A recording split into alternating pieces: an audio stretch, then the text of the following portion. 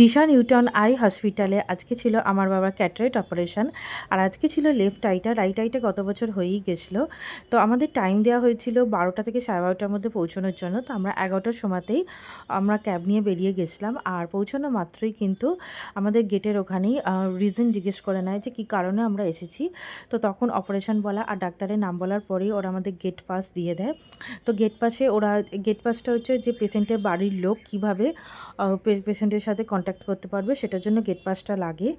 আর এই গেট পাসটার জন্য কিন্তু একটু সাইন করতে হয়েছিল, ফোন নাম্বার দিতে হয়েছিল। দেন যেহেতু আমাদের এখানে কর্পোরেট হেলথ স্কিমের আন্ডারে আমরা করাচ্ছিলাম, তো সেই জন্য আমাদের কর্পোরেট ডেস্কে পাঠিয়ে দেওয়া হয়েছিল, যেটা মোস্ট প্রবাবলি সেকেন্ড ফ্লোরে 202 নাম্বার এরকম আছে। ওখানে যাওয়ার পরে যে সমস্ত মানে গভর্নমেন্ট রিলেটেড ডকুমেন্ট আছে সেগুলো দিতে হবে, প্রেসক্রিপশান, যে সমস্ত আই টেস্ট করা হয়েছে ওগুলোর জেরক্স কপিও দিতে হয়েছে, অরিজিনাল প্লাস জেরক্স কপি। আর তার সাথে দিতে হয়েছে সুগারের পিপি, ইসিজি।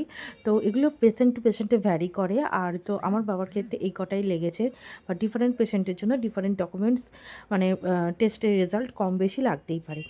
তো দেন ওখান থেকে আমাদের গ্রাউন্ড ফ্লোরে গিয়ে ফাইনাল বিলিং করিয়ে নিতে হয়। তো মানে ফাইনাল যেটা করানো হয়, দেন আমাদের ওখান থেকে ফিফথ ফ্লোরে চলে যেতে হয়। ফিফথ ফ্লোরেই অ্যাকচুয়াল অপারেশনটা হয়। তো এবারে তো ওখানে পেশেন্টের সাথে একজনই থাকতে পারবে।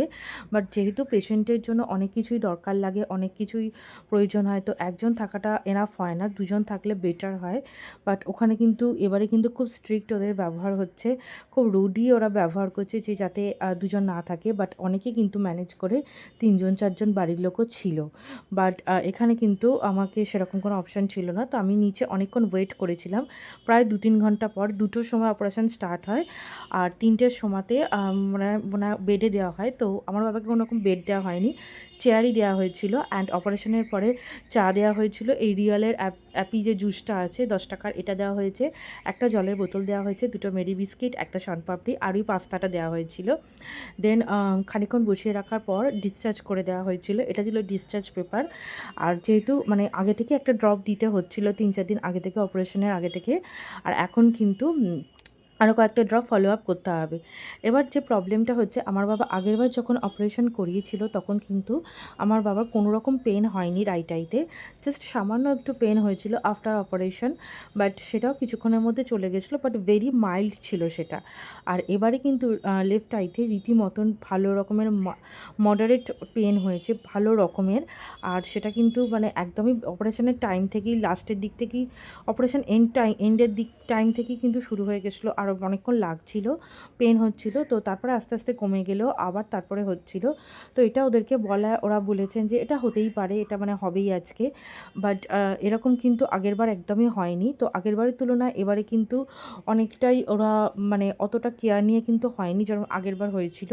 আগেরবার অপারেশন হওয়ার পর খানিকক্ষণ ওয়েট করা হয়েছিল, বেড দেওয়া হয়েছিল। এবার কিন্তু আমার বাবা কোনো রকম বেড পায়নি, তো বেড দেওয়া হয়েছিল, বেডেতে অনেকক্ষণ ওয়েট করানো হয়েছিল। দেন ডক্টর এসে ফাইনাল চেক আপ করার পরে ছাড়া হয়েছিল। বাট এবারে কিন্তু একেবারেই ওরকম কিচ্ছু হয়নি। তো বেড আর ডক্টর এসে চেক আপও করেনি অপারেশনের পর, অপারেশন টাইমেই যা চেক হয়েছিল মানে চেক হয়নি। আগেরবার আমার বাবাকে অক্সিজেন প্রোভাইড করা হয়েছিল, যেহেতু আমার বাবা অ্যাজমা পেশেন্ট আছে, বলেছিলেন আপনি যাতে রিল্যাক্স থাকবেন। বাট এবারে কিন্তু কোনো রকম অক্সিজেনও ওরা প্রোভাইড করেনি, বলছিল আপনাকে এই মুহূর্তে প্রবলেম হচ্ছে। আমার বাবা যেহেতু ইনহেলার রেগুলার নেন, তো এই মুহূর্তে প্রবলেম হয়নি, তো বলেছে।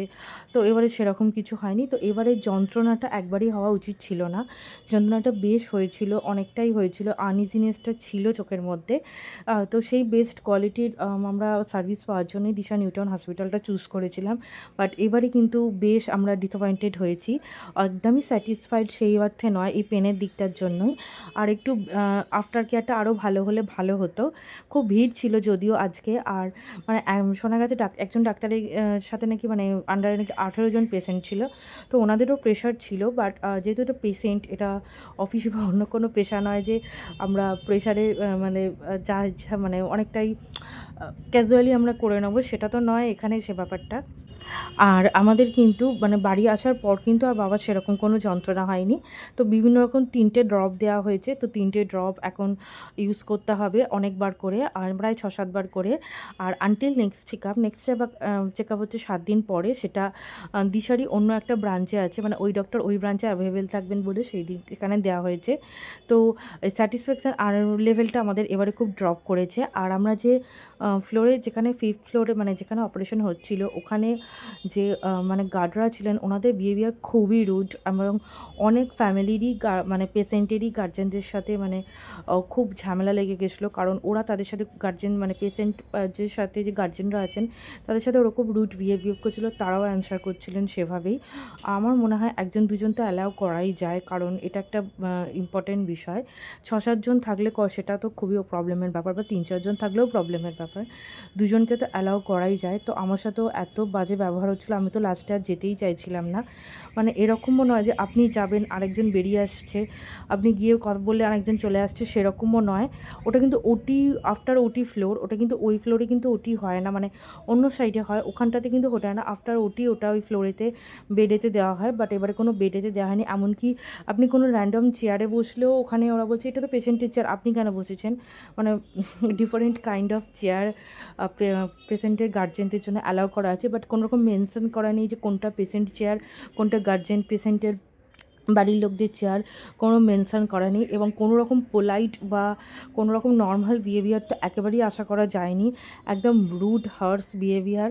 তো এটা আমার খুব খারাপ লেগেছে। মানছি অনেক ভিড় ছিল, ওনাদের দিক থেকে ওনাদের জব করছেন, এবার দেখুন জবের নামে তো আমি যা খুশি তাই করতে পারি না, যে যা করছে। তো সেটা একদমই ভালো নয় যে আমি আমার ডিউটি করছি মানে যে ওভার দ্য লাইন গিয়ে করব, সেটা একদমই নয়। তো সব মিলিয়ে আমি 8 আউট অফ 10 দেবো।